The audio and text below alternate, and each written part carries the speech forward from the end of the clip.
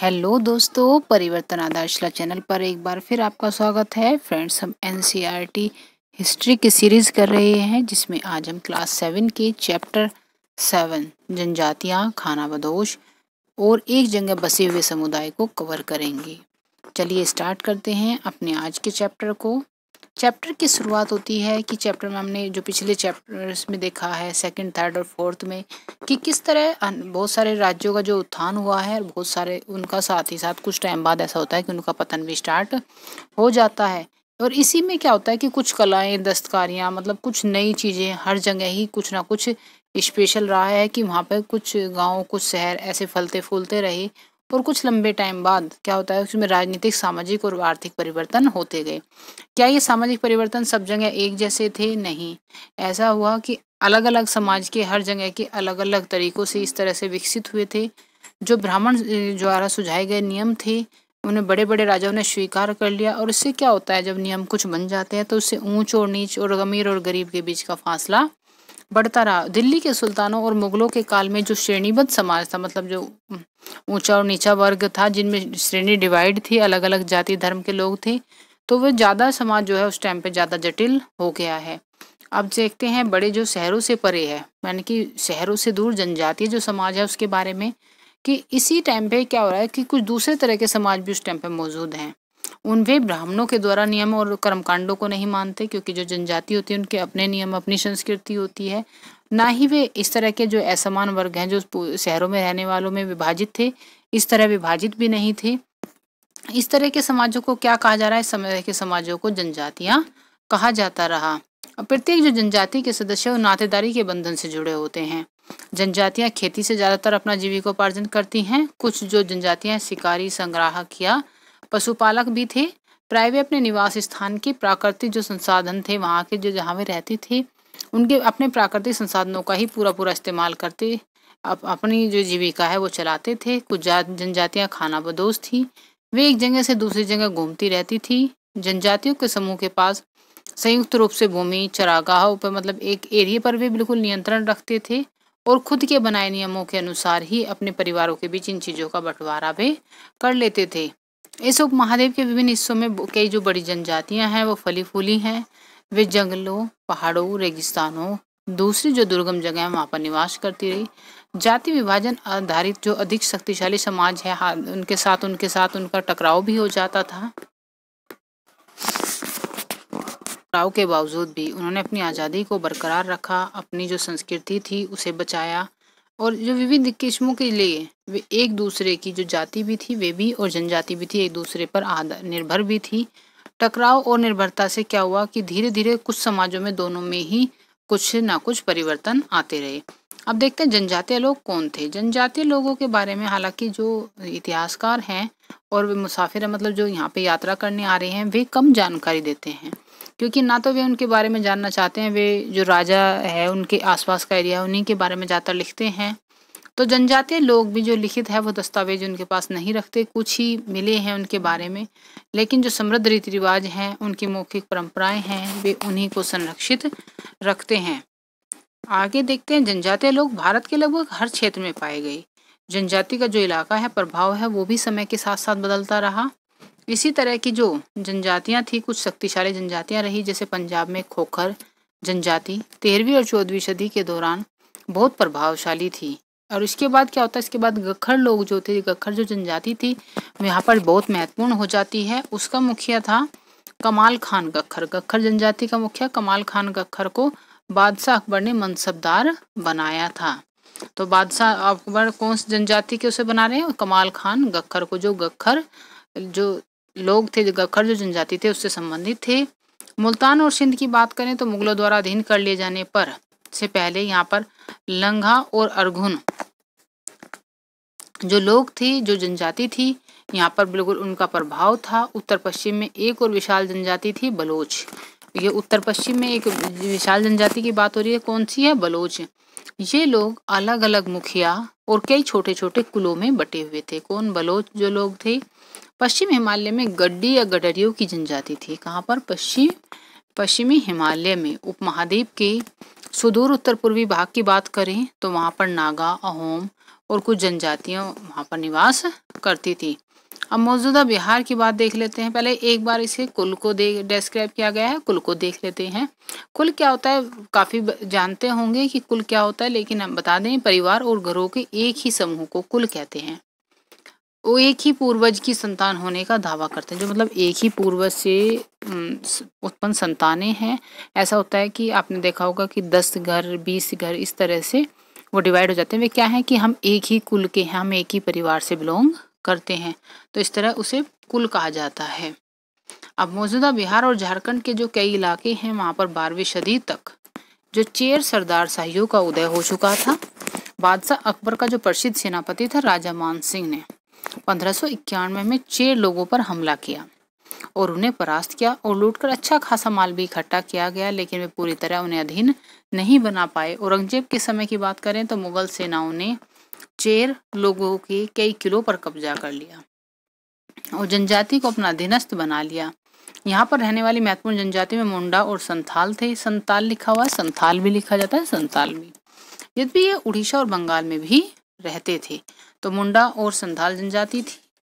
कर्नाटक और महाराष्ट्र की पहाड़ियों की बात करें तो यहाँ पर कोली, बेराद और दूसरी जो जनजातियां थी वे निवास करती थी। कोली लोग गुजरात के कई इलाकों में भी रहते थे, कुछ लोग, और दक्षिण में कोरगा, वेतर, मारवाड़ और दूसरी जनजातियों की भी विशाल आबादी थी। तो ये भी जनजातियों के नाम है, कोरागा, वेतर और मारवाड़। भीलों की जो बात करें, भीलों की जो बड़ी जनजाति है वो पश्चिमी और मध्य भारत में फैली हुई थी। 16वीं सदी का अंत आते आते उनके में से जो कई एक ही जगह बसे हुए खेती और यहाँ तक के जमींदार बन जाते हैं। धीरे धीरे क्योंकि सामाजिक और राजनीतिक दृष्टि से कुछ ना कुछ परिवर्तन आते रहते हैं, तो क्या होता है कि कुछ जो जनजाति थी अब वे क्या हो गए, खेतीहर मतलब किसान बन गए हैं और जमींदार बन चुके हैं। मौजूदा जो छत्तीसगढ़ है, मध्य प्रदेश है, महाराष्ट्र, आंध्र प्रदेश में गोंड लोग, गोंड भी जनजाति है, बड़ी तादाद में फैले हुए थे। खानाबदोश और घुमंतु लोग कैसे रहते हैं अभी देख लेते हैं। खानाबदोश चरवाहे अपने जानवरों के साथ साथ दूर दूर तक घूमते हैं। उनका जीवन दूध और अन्य पशुचारी जो उत्पाद होते हैं उन पर ही निर्भर करता है। वे खेतीहर गृहस्थों से अनाज, कपड़े, बर्तन और ऐसी ही जो चीजें होती हैं उन्हें उनसे मतलब किसी चीज के बदले में विनिमय करना होता है। किसी चीज का बदला करना मतलब कुछ सामान हमने उन्हें दे दिया, उसके बदले हमने कुछ सामान उनसे ले लिया। तो ऊन, घी इत्यादि का विनिमय भी करते थे। कुछ खानाबदोश अपने जानवरों पर सामान की ढुलाई का काम करते और एक दूसरे जगह जाते थे सामानों की खरीद फरोख्त भी करते थे। बंजारा लोगों की बात करें तो सबसे महत्वपूर्ण खानाबदोश थे। उनका जो कारवां था वो टांडा कहलाता था। आपने बंजारा नाम अभी भी सुना होगा। तो ये क्या है, ये खानाबदोश जनजाति थी। उनका जो कारवां है क्या कहलाता था, टांडा कहलाता था। सुल्तान अलाउद्दीन खिलजी की बात करें तो बंजारों का ही इस्तेमाल नगर के बाजारों तक अनाज की ढुलाई के लिए किया है। तो अलाउद्दीन खिलजी ने अनाज की ढुलाई के लिए बंजारों का ही इस्तेमाल किया था। बादशाह जहांगीर ने अपने संस्मरणों में लिखा है कि बंजारे विभिन्न इलाकों से अपने बैलों पर अनाज ले जाकर शहरों में बेचते थे। सैन्य अभियानों के दौरान वे मुगल सेना के लिए खाद्यान्नों की ढुलाई का काम भी करते थे। किसी भी विशाल सेना के लिए 1 लाख बैल अनाज ढोते होंगे। तो ये जहांगीर ने अपने संस्मरण में लिखा है। आगे देख लेते हैं। पहले यहाँ पर खानाबदोश और ब्राह्मणशील जो समूह है, हालांकि हम जितना चैप्टर में हमने अभी तक पढ़ा है उससे क्लियर हो गया है और नाम से भी स्पष्ट होता है कि खानाबदोश और ब्राह्मणशील समूह। तो फिर एक बार फिर भी देख लेते हैं इसे।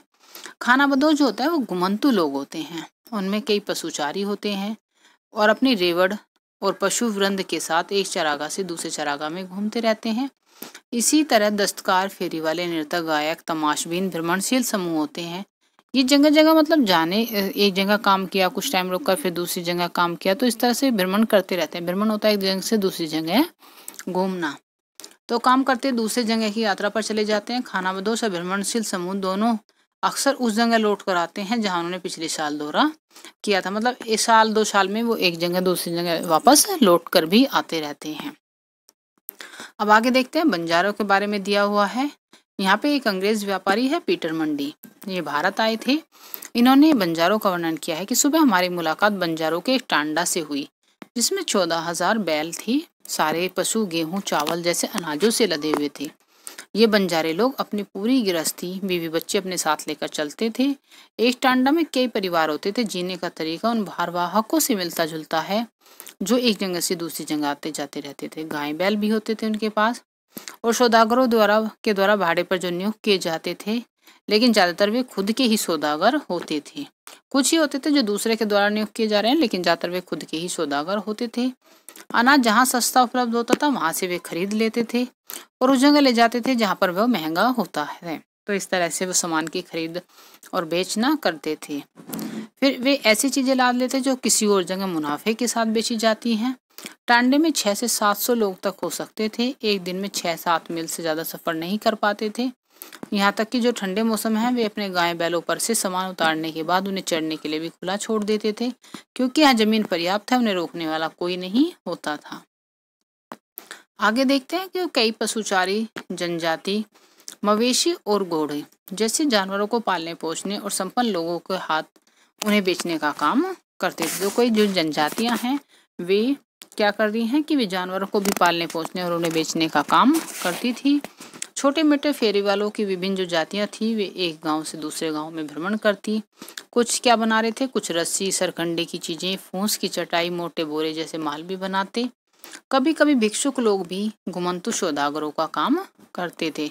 जो भिक्षा मांगने वाले लोग हैं, अगर उन पे कुछ काम आता है तो वो करते थे और इसी तरह से सामान खरीदना और बेचना वे करते थे।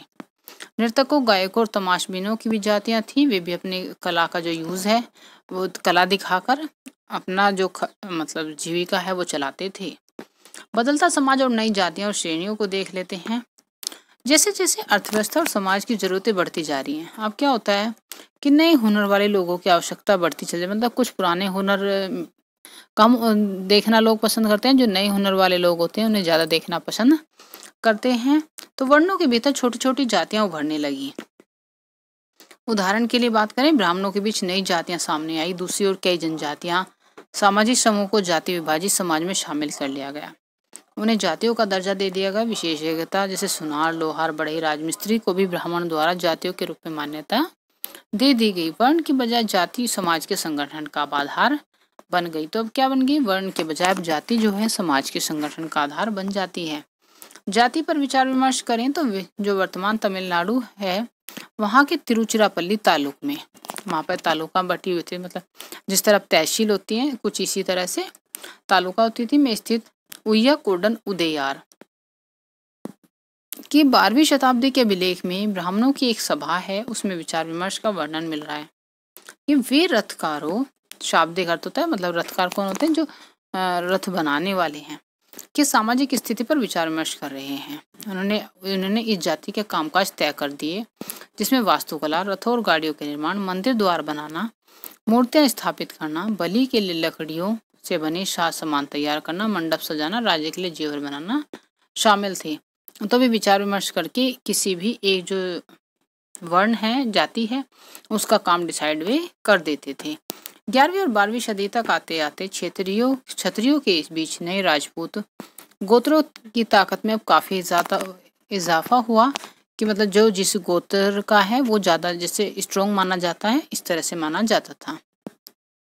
वे हूण, चंदेल, चालुक्य और कुछ दूसरी वंश परंपराओं से आते थे। तो जो कुछ पहले जनजातियों में आते थे बाद में कुल राजपूत मान लिए गए। तो धीरे धीरे टाइम के अनुसार चेंज आता जा रहा है। धीरे धीरे जो पुराने शासक हैं उन्होंने उनकी जगह ले ली कृषि वाले क्षेत्रों में।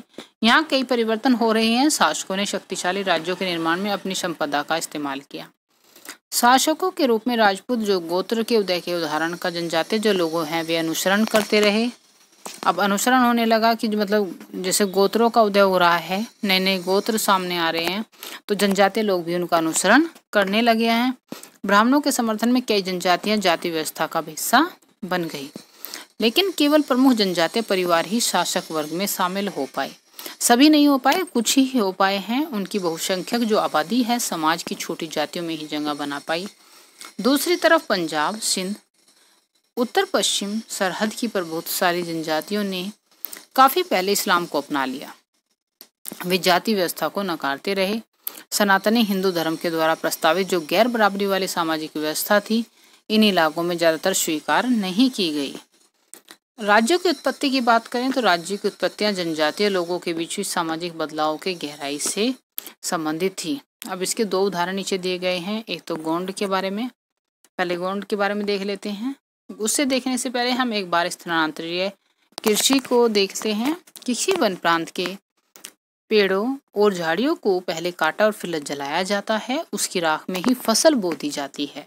किसी जगह को, जैसे हमने कोई जगह साफ की, वहाँ के जो पेड़ हैं, झाड़ियाँ हैं, उन्हें जला दिया, वहाँ की राख में कोई फसल बो दी। यह जमीन अपनी उर्वरता खो देती है।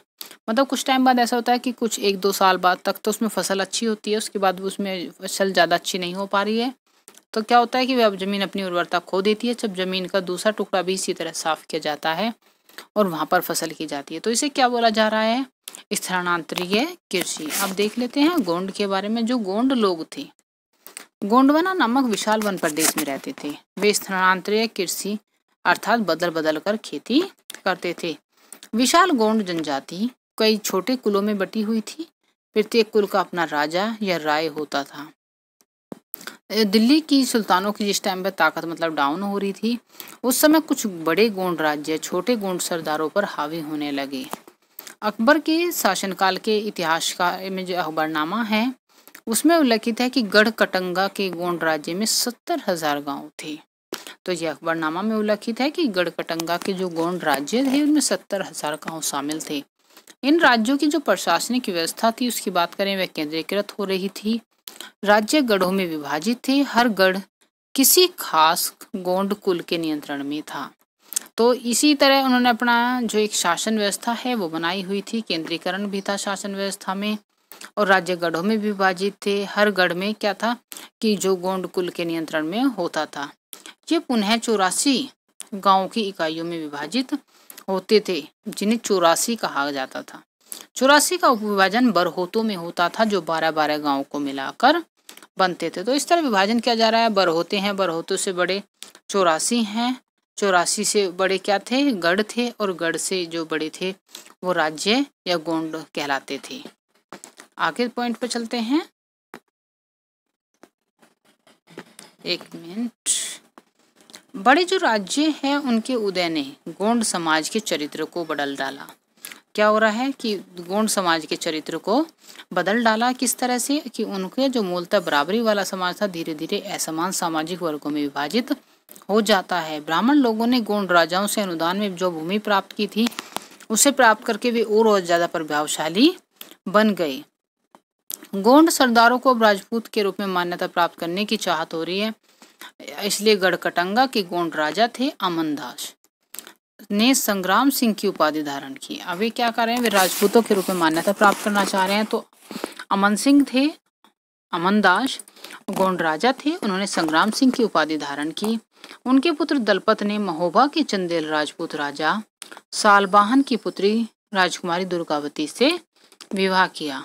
दलपत की अब मृत्यु क्या होती है? दलपत की मृत्यु कम उम्र में हो जाती है। रानी दुर्गावती बहुत ज्यादा योग्य थी। उन्होंने अपने 5 साल के पुत्र वीर नारायण के नाम पर शासन की कंबाल संभाल ली। उस समय में जो राज्य का और ज्यादा विस्तार होता है। 1565 की बात करें तो आसिफ खान के नेतृत्व में मुगल सेनाओं ने गढ़कटंगा पर हमला कर दिया। अब 1565 में कौन है? अकबर है। अकबर का वो है यह आसिफ खान, और इसके नेतृत्व में मुगल सेना ने गढ़कटंगा पर हमला कर दिया। रानी दुर्गावती ने इसका जमकर सामना किया। उसकी जो हार होती है, उसने समर्पण करने के बजाय मर जाना बेहतर समझा, और उसका पुत्र भी तुरंत लड़ता हुआ मारा गया। गढ़कटंगा एक समृद्ध राज्य था। क्या है? गढ़कटंगा एक समृद्ध राज्य था। इसने हाथियों को पकड़ने और राज्यों में उनका निर्यात करने के व्यापार में खासा धन कमाया। जब मुगलों ने गोंडों को हराया तो उन्होंने लूट में बेशकीमती सिक्के और हाथी बटुआत में हथिया लिए। जब मुगल हराते हैं तो वे क्या करेंगे? वहाँ का जो धनमाल है वो सारा मतलब इकट्ठा कर लेंगे। तो उन्हें क्या मिलता है कि बेशकीमती सिक्के मिलते हैं और हाथी मिलते हैं, और राज्य का एक भाग उन्होंने कब्जे में ले लिया। शेष वीर नारायण के जो चाचा थे, जो दुर्गावती का पुत्र था वीर नारायण, उसके चाचा थे चंदर शाह को दे देते हैं। गढ़कटंगा के पतन के बावजूद गोंड राज्य कुछ समय तक चलता रहा, लेकिन काफी कमजोर हो गया, और बाद में अधिक शक्तिशाली बुंदेलों और मराठों के खिलाफ भी उनके संघर्ष जो है वो असफल रहते हैं। अब इसी तरह बात होती है अहोम की। अहोम जो लोग थे, अहोम लोग मौजूदा म्यांमार से आकर 13वीं सदी में ब्रह्मपुत्र घाटी में आ बसे। उन्होंने भुइया भुइया क्या है, भूस्वामी लोगों की पुरानी राजनीतिक व्यवस्था का दमन करके नए राज्य की स्थापना की। तो क्या कर रहे हैं वे कि पुरानी राजनीतिक व्यवस्था का दमन किया है, नए राज्य की स्थापना की। 16वीं सदी के दौरान की बात करें तो छुटियो 1523 में और कोच हाजो 1581 के राज्य थे, उन राज्यों को अपने राज्य में उन्होंने मिला लिया। छुटियो के और कोच हाजो के जो राज्य थे उन्होंने अपने राज्य में मिला लिया और कई जनजातियों को भी उन्होंने अपने अधीन कर लिया। अहोमों ने एक बड़ा राज्य बना लिया और 1530 के दशक तक आते आते क्या हो रहा है कि 1530 के दशक तक आते आते उन्होंने इतने वर्षों में आग्नेय अस्त्रों का इस्तेमाल किया है। 1530 के दशक में ही आग्नेय अस्त्रों का इन्होंने इस्तेमाल किया है कि आग जो फेंकने वाले अस्त्र होते हैं वो। 1660 तक आते आते वे उच्च स्तरीय बारूद और तोपों का निर्माण करने में भी सक्षम हो गए। तो उन्होंने अपने आप को काफ़ी मजबूत स्थिति में कर लिया। लेकिन अहोम लोगों को दक्षिण पश्चिम में कई आक्रमणों का सामना करना पड़ता है। 1662 की बात करें तो मीर जुमला के नेतृत्व में मुगलों ने अहोम राज्य पर हमला किया। बहादुरी से सामना करने के बावजूद अहोम लोग पराजित हो जाते हैं, लेकिन मुगलों का जो प्रत्यक्ष नियंत्रण है वहां पर इस क्षेत्र तक ज़्यादा लंबे समय तक नहीं बना रहता। अहोम राज्य बेगार पर निर्भर था। राज्य के जिन लोगों से जबरन काम लिया जाता था वे पाइक कहलाते थे। पाइक कौन है? पाइक हैं जिनसे जबरन काम लिया जा रहा है, वे पाइक कहलाते थे। अहोम राज्य में जनगणना की गई। प्रत्येक गांव को अपनी बारी आने पर एक निश्चित संख्या में पाइक भेजने होते थे।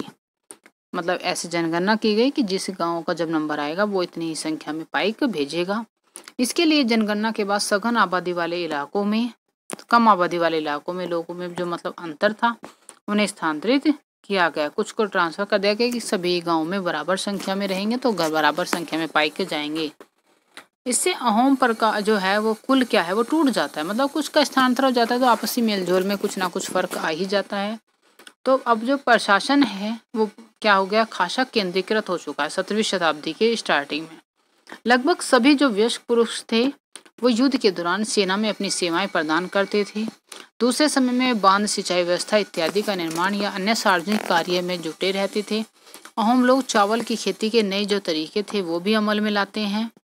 अहोम लोग जो अहोम समाज था वो कुलों में विभाजित था जिन्हें खेल कहा जाता है। ध्यान रखेंगे, कुल को खेल कहा जा रहा है। जहाँ दस्तकारों की बहुत कम जातियां थी इसलिए अहोम क्षेत्र में दस्तकार निकटवर्ती क्षेत्रों से आए थे। एक खेल के नियंत्रण में प्राय कई गांव होते थे। किसानों को अपने ग्राम समुदाय के द्वारा जमीन दी जाती थी। समुदाय की सहमति के बगैर राजा इसे वापस नहीं ले सकता था। शुरुआत में अहोम लोग अपने जनजातीय देवताओं की उपासना करते थे, लेकिन 17वीं सदी के पूर्वार्ध में ब्राह्मणों की जो है वो उनके प्रभाव में वृद्धि हो जाती है और मंदिर और ब्राह्मणों को राजा के द्वारा भूमि अनुदान में दी गई। 1714 से 1744 का काल था। उनके काल में हिंदू धर्म वहाँ का प्रधान धर्म बन जाता है। लेकिन जो अहोम है वो राजाओं ने हिंदू धर्म को अपनाने के बाद भी अपनी पारंपरिक जो आस्था है उसे पूरी तरह नहीं छोड़ते। अहोम समाज एक अत्यंत परिष्कृत समाज था। कवियों और विद्वानों को अनुदान में जमीन दी जाती थी। नाट्यक्रम को प्रोत्साहन दिया गया। संस्कृत की महत्वपूर्ण कृतियों का स्थानीय भाषा में अनुवाद किया गया। बुरंजी नामक ऐतिहासिक कृतियों को पहले अहोम भाषा में फिर असमिया में लिखा गया। तो बुरंजी क्या है? बुरंजी एक ऐतिहासिक कृतियों का कोई संग्रह है जो पहले अहोम भाषा में बाद में असमिया भाषा में लिखा गया। निष्कर्ष को देख लेते हैं। जिस युग की हम जो चर्चा करते आए हैं उसमें उपमहाद्वीप में काफ़ी परिवर्तन होता है। वर्ण आधारित समाज, जनजातीय लोग एक दूसरे से लगातार संपर्क में आते रहे और समाज में अनुकूलन और बदलाव की प्रक्रिया इन्हीं वजह से आती है। जो बहुत सी विभिन्न जनजातियां थी उन्होंने विभिन्न प्रकार की जीविकाएं अपनाई और कालांतर में क्या होता है कोई जाति आधारित समाज में वे भी शामिल हो गई और कईयों ने जाति व्यवस्था और सनातनी जो हिंदू धर्म व्यवस्था थी इसे ही नकार दिया, दोनों को ही।